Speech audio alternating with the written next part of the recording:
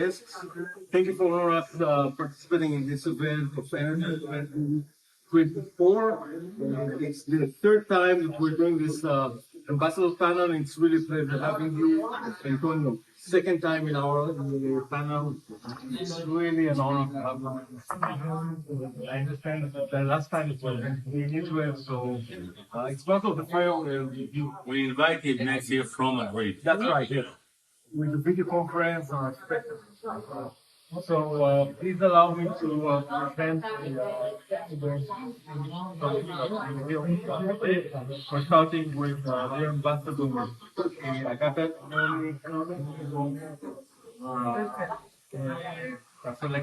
Afoekelu here.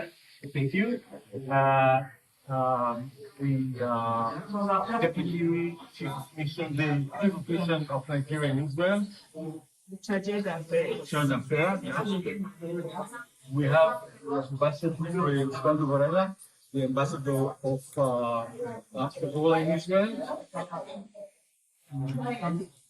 Miss Nonyelum, the secretary of the embassy of Vietnam in Israel. Mr. Millan, the deputy chief of mission of Spain in Israel, and the Israeli Ministry of Foreign Affairs. We have the Ambassador Gerstenfeld. He's the director of the Department of European Economic Affairs at the Israeli Ministry of Foreign Affairs. Thank you, ladies and gentlemen, for joining us today.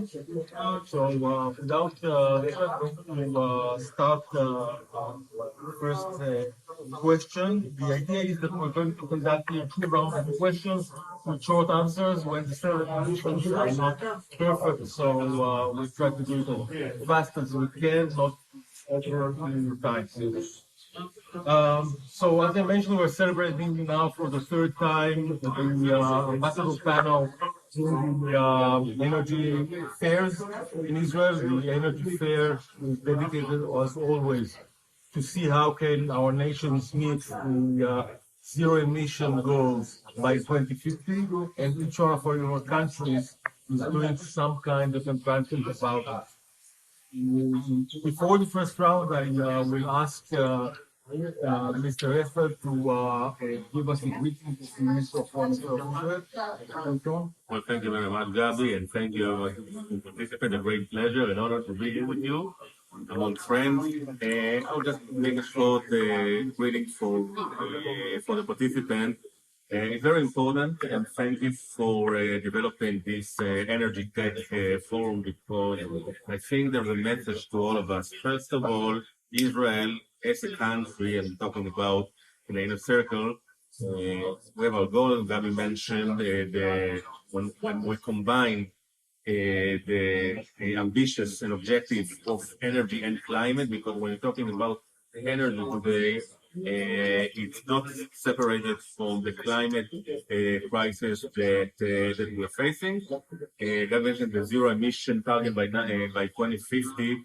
Energy is a very important component in this achievement. Was actually published in 2020, I think 2021 in the Glasgow COP26 by then Prime Minister Bennett. This is our ambition. Another ambition is said because energy and climate are combined, and this is a global challenge for the global world that we can't walk alone. We need to work together with our partners. First of all, in the inner circle. The second cycle is the regional cycle, when we have challenges of energy, and we saw it every day. We saw there's COVID-19 made one sort of crisis, and then we saw that the war between Russia and Ukraine that broke the supply chains, and we saw the scarcity of energy in Europe for the first time in many, many decades. And then there's the war in Israel, but also it's affect the area, the war between Israel and Hamas. And we need to work together to collaborate. We're collaborating with our neighbors here in the region, with Egypt, Jordan, joint projects together with the Emirates, and hopefully with Saudi Arabia and other members of the Gulf in the region. And we need to work on technological solutions together. We are too small to work alone. So we're extending our hands as Israel to Spain, to Angola, to Nigeria, to Vietnam, to many other partners to come to work together in the field of green hydrogen, in the field of solar energy, wind energy, turbine, water, and everything that's surrounding us. Because we need to provide solution not only for our country. Thank you very much for participating and the opportunity, and hope we give some ideas from your perspective. For that. Thank you very much, Ron. I will start with you, Ambassador. We know that Nigeria is a major oil producer. Is looking to expand in addition to the oil and the income that's coming from the oil. According to your energy commission, you're going to be needing around $4 billion just to meet the goals. How is your country, Nigeria, working to ensure that how the case studies that you have? Okay, thank you very much. Let me start by thanking you for this great opportunity to participate here. For me, it's a plus to my career, and as we are all aware, Nigeria is one of the largest economy in Africa. And everybody, I always tell them in every fora that it's important for you to take the bold step ahead of time and come to Nigeria on time. And I'm going to start by saying what we have done so far to make sure that we are here in 2050 concerning the renewable and the regulation. We as a country updated our national determination contributions in 2021 after being submitted in 2015 to show that our determination in achieving zero emission. So the present administration of President Tinubu Bola Ahmed has, on assumption of duty, has signed a memorandum of understanding with Morocco. The aim is to build 7,000 kilometers of gas pipeline. And this gas pipeline is going to connect some countries in Africa, Benin Republic, Guinea, Liberia, and others. The aim is to make sure that this vision of 2050 is accomplished. I'm going to add again that recently the DG of Nigerian Energy Commission, Dr. Abdullah, mentioned that we as a country need almost about $40 billion to accomplish what we are here to do. So, as a country, we need, because the seat of the government is in Abuja, the FCT, Federal Capital Territory, because of this vision and the zeal of Mr. President, FCT administration has given permission of 500 hectares of land. And the vision of Dr. Abdullahi Mustafa is that he initiated a technology village in Abuja. So this tech village, the purpose is to make sure that every interested investors come to Nigeria to invest in solar, to invest in renewable energy. So this forum is a kind of, I'm happy because it's a forum to tell the world that Nigeria is the place, we have the enabling environment, and we are ready in our city, the federal capital city, to welcome every interested investor in Nigeria. Thank you. Let me stop here for now. Thank you very much. Thank you very much. Thank you very much. Mr. Millan, may I ask you, as not only representing Spain, but representing the EU, about the current situation in Spain regarding renewable energy. How are you meeting your goals? And the Senate Spain is about to meet the goal before the time schedule. Thank you for having me in the presence of my colleagues here, and Ron, which is a pleasure to share this drive in with you. Let me draw your attention, first of all, to a very simple and undisputable fact.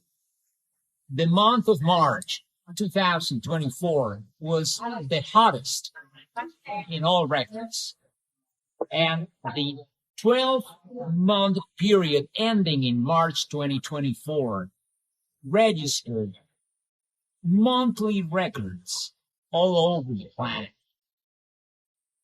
That's number one. Number two, Spanish insurance companies have now filed an official request to reconsider the way that compensation is paid for natural and not man-made disasters in the wake of an unprecedented string of snowstorms, floods, droughts, earthquakes, even volcanic eruptions. All these the product of unabated and unrestrained climate change. As we look forward to 2050, we have three major issues that I believe are equally shared by everyone here in this panel. Energy, affordability, and security. We need to have affordable and constant, efficient energy at our disposal. We need to ensure that our economies remain competitive and that we can do that in a fashion which is environmentally sustainable. That is why energy transition is a no-brainer. It's the place to go for each one of us.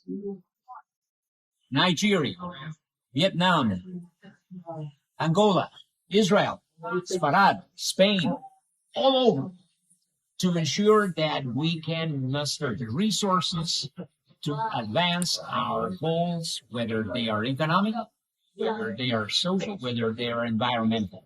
So what we're doing right now is trying to think ahead, plan ahead. We have a renewable energy, renewable/green hydrogen, and storage strategic plan, which is part of our nationally, legally mandated goals for 2050 that encompass a whole array of technological innovation policy and financial decisions that will allow us to tackle, for instance, emissions in hard-to-abate sectors, whether it's transportation, whether it's agriculture, whether it's housing, residential and otherwise, whether it's industrial/manufacturing, and how we achieve that. What have we done to achieve this? I am proud to report that last year, 2023, Spain more than jumped over the 50% threshold in renewable energies compared to the total mix.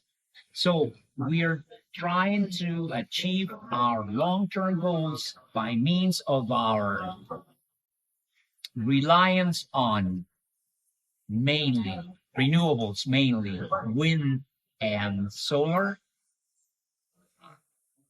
PV, and then for the time being, a nuclear, which plays still a big component in our mix. And we can report with pride and satisfaction that our efforts are being recognized by international standards, RICAI, by Ernst & Young, and Bloomberg and ClimateScope, that consistently rank Spain among the 10 most important, 10 highest ranked countries in the world in terms of our effort, our commitment to renewables. Thank you very much, Mr. Millan. Ambassador Varela, Thank you for joining us today as well. Angola reached around 50% of electrification during the last years, and we know that you're the first country in Africa to launch a campaign together with the Blue Sky regarding net zero emission by 2050. Can you please tell us a bit about it? Thank you very much for this. All of us to be here today. Considering the size of the national territory of Angola, the government and the Ministry of Energy and Water prioritize engagement and commitment to the development of renewable energies for the electrification of remote areas of the country. So, in this context, we have already established that we will treat photovoltaic power plants with 85 megawatts in Bengala province and in Mayafarta and in Saurimo. So, and we are now, this is public investment. We also have the private sector, private investment that is already established in Huila province with a purchase of 50 megawatts and the other one with 45 megawatts. Apart from the renewable energies, we also, due to the number of rivers that we have, we recently inaugurated 3 new dams for hydroelectrical power, and we are also looking to have the windmill energy with a capacity of around 3,900 megawatts, but 550 megawatts are already under implementation. And we have also 42 projects to utilize biomass in different parts of Angola. So we can say that up to until 2050, we will reduce the emissions 14% up to 2025 and 21% until 2030. Generally, we will say that as we have a border with the DRC, a border with Namibia. We are also interlinking our system with the DRC and with Namibia. Same grid. And we hope that within 2 years we will be able to supply energy in the rural areas for around the benefit of 7 million people.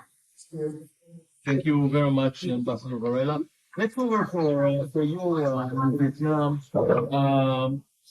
In the last convention that Ron mentioned, 2021, we declared your ability to reach zero emission by 2050. Can you please share with us what's going on in this respect in Vietnam? First of all, I would like to say thank you for the invitation of the Diplomatic Institute to Embassy of Vietnam in Israel to attend this very interesting convention, Energy Convention 2024. And it's my honor to be here to be the panelist today. And first of all, I want to confirm that with Vietnam, the net zero commitment is not just a strategic statement, but it also shows our responsibility to the global issues, and it also send a message that Vietnam will change and restructure our economy and change the way that energy and resources are used in the coming time. And now I will review briefly what we have done. So the very first milestone, as Mr. Gabriel has said, that Vietnam our first commitment is that we announced to achieve the net zero target by 2015 in the UN Climate Change Conference COP26 in 2021. And next in 2022, prior to COP27, we issue the National Climate Change Strategy that we set out the vision to adapt to climate change impact and also transition our country to a net zero society. And also in 2022, Vietnam approved the Just Energy Transition Partnership. We also known as the JETP, that we call for the international partner to support Vietnam's net zero target by mobilizing $15.5 billion to support our goals. And then in 2023, the National Power Development Plan was adopted in Vietnam. And according to the plan, the share of renewable generation capacity in the power sector will reach up to 50% by 2030. And also, following this plan, many agencies within the Vietnamese government outlined the concrete carbon dioxide reduction policy. For example, Vietnam Ministry of Industry and Trade aims to switch about 57% generation capacity to renewable by 2045. And more recently, at the end of 2023, at the COP28, the World Bank expressed the intention to provide Vietnam the loan around $5 to $7 billion for potential new generation projects in different cities and provinces in Vietnam. And so that is our effort and what we have done up to now to contribute to the process of the whole country to net zero. Thank you. Thank you very much. Sam, I would like to continue. We're getting into the second round of questions now. I understood that part of the vision of your country is to go to green transportation and green smart cities. Can you please explain what you have in mind? Yes, regarding the green transportation, I would like to say more detail. I would like to give some idea for the possibility of cooperation between Israel and Vietnam in this green transportation. And to me, I think that net zero is not just about energy, but also about how we develop agriculture, how we integrate, and how we convert means of transport. And regarding the green transportation, as you all know, instead of using petrol fuel car, we will look more at electric car, and it will also to have regulate electricity demand in the future. And you know, Vietnam electric vehicle demand is very fancy now. Electric vehicle sale in Vietnam expect to increase from just a few thousand cars in 2022. And will be up to 1 million to 2028 and reaching 3.5 million by 2040. And this growing number in Vietnam is anticipated due to, I think, two things. First, there are government incentives that will including lowering taxes for import and reduce the registration fee for electric vehicle owners. And also, we develop attractive infrastructure and we enhance the manufacturing, assembly, import, and use of electric vehicles. And we have an example of cooperation between two businesses of Israel and Vietnam in this area of green transportation. Last year, a Vietnamese car manufacturer, VinFast, has shown Israeli company BEV Motor as an electric vehicle distributor representative in Israel. And VinFast also debuted our vehicle in Israel for the first time. And also VinFast cooperate with the Israel company startup to a technology that can trap the battery pack, the car battery up to 80% in just 5 minutes. And I think this is a very good example and create a good momentum for the cooperation between the two countries, Israel and Vietnam, in the future in the green transportation. Thank you very much. Ambassador Varela, we know that there are going to be many tenders regarding investments in renewable energy planned in your country in the near future. Can you tell us if there are any tenders like that, what the status, and how can Israel contribute to the court?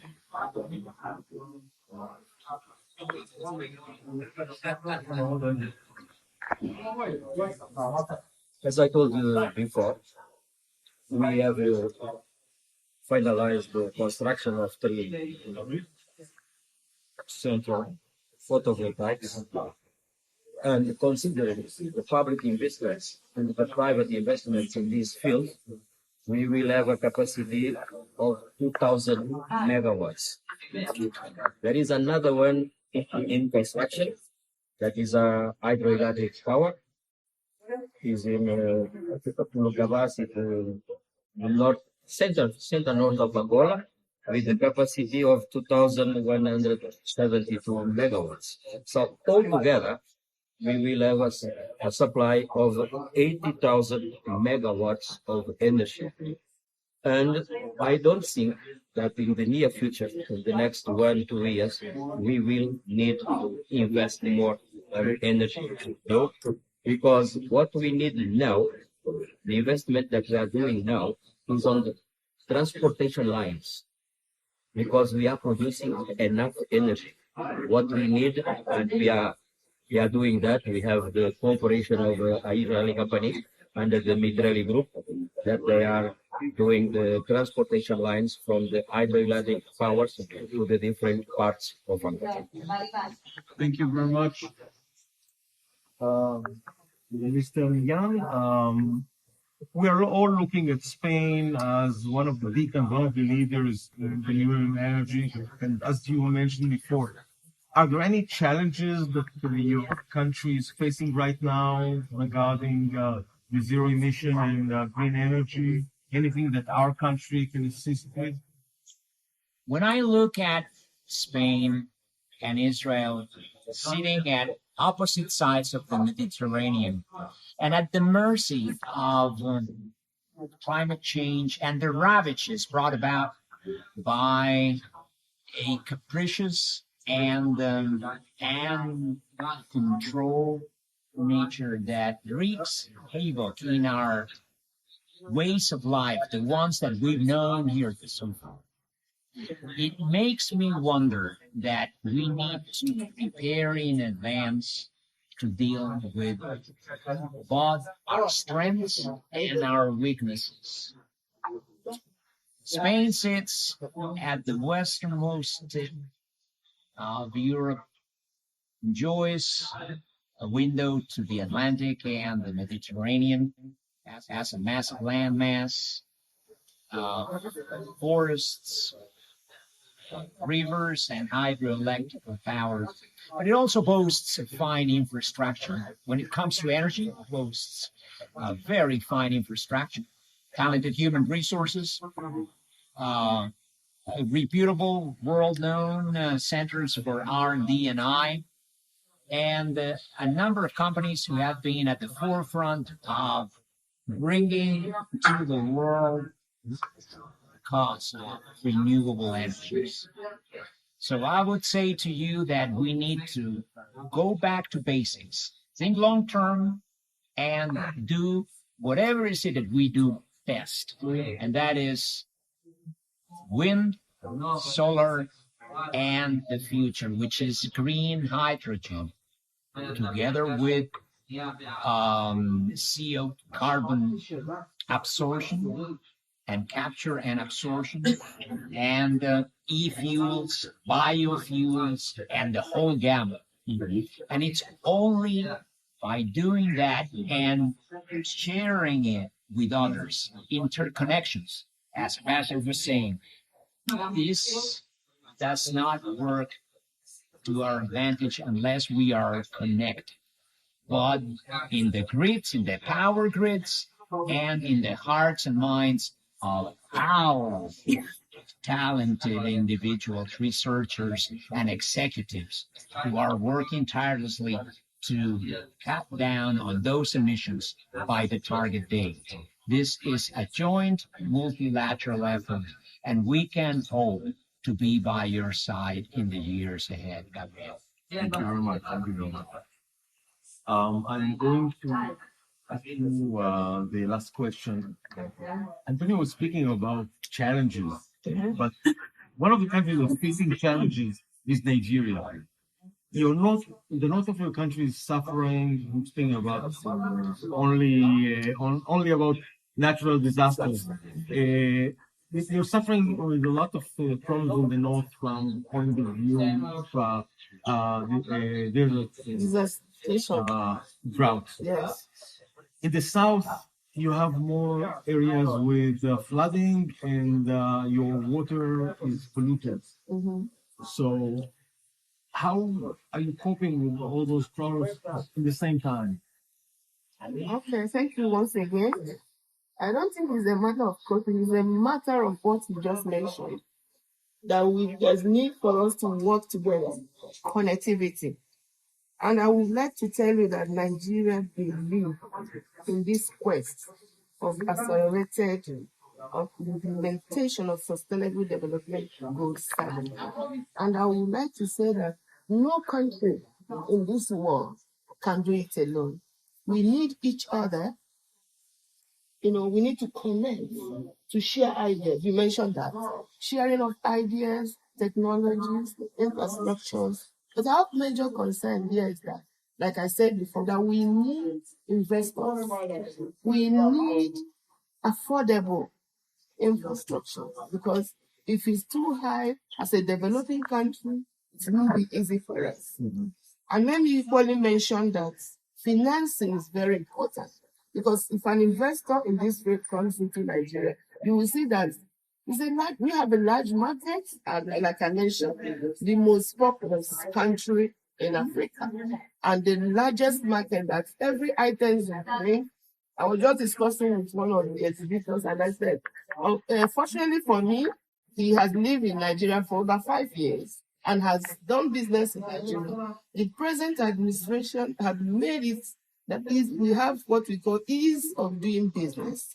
So we are in the embassy, we are here to help you. Just come and invest in Nigeria, so that whatever that is going to pervade the world or has started, we can work together and make it a better place. Thank you very much. Thank you. Thank you very much. Thank you all, dear ambassadors.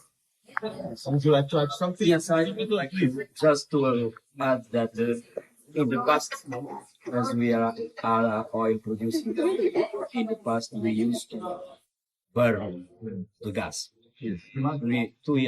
Since more or less 3 years ago, we installed what we call the LNG gas plant in Soil, where we are using the gas, liquefying them and export the gas, and also use the gas to generate electricity.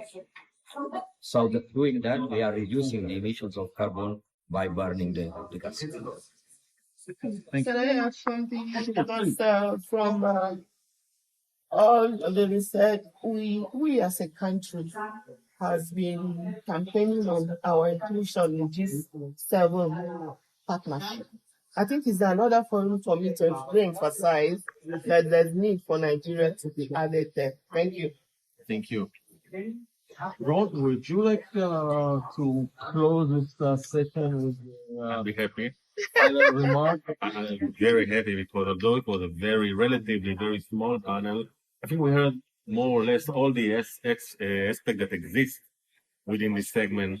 I think we heard about important challenges and difficulties. Mentioned the hottest summer that was recorded in the history of the world, or the last 120 years or so. We heard about geopolitical challenges like wars, Ukraine and Russia for an example that reflects over the entire continent and more. We heard about our local issues and problems, although it's relatively limited what we have here, but you get a lot of implication, regional implication, that all implied on climate issue and mostly energy issue and supply. Also, we heard about legislation, what's happening, what's the background that we need to do, and it's very important because without proper legislation, we cannot access good solutions and investment for the reduction of climate implication, and we cannot reachable and energy independence in our countries. We heard about global interconnectivity between other country and regional country. What about solutions? Important solutions that already been worked on. Green transportation ecosystem is very important. From my perspective, when we talk about achieving challenges, and by the way, some of the challenges, if we're talking about zero emission, for example, well, actually both of us, well, all of us, by our government, by our politicians, they're not professionals. They said, let's go to the target and achieve zero emission by 2050. Who knows?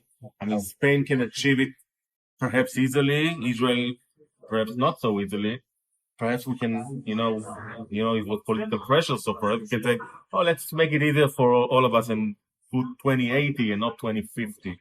But we need, to push to achieve the standards. And I think we need to create ecosystem. All of us need to create an ecosystem which is facing the challenge, creating and developing the technologies, investment, legislation, and working together. Most important, to find the solution and remove all kind of regulation and barriers that actually make our goals and achievement more viable.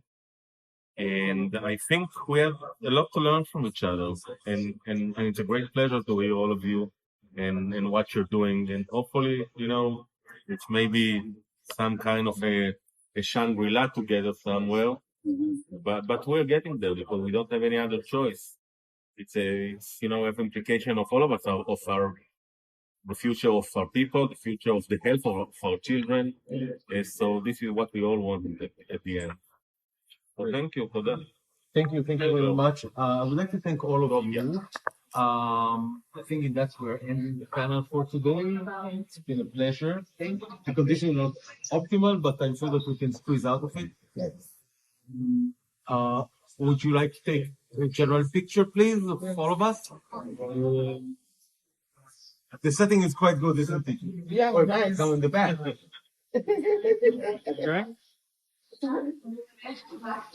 Yeah.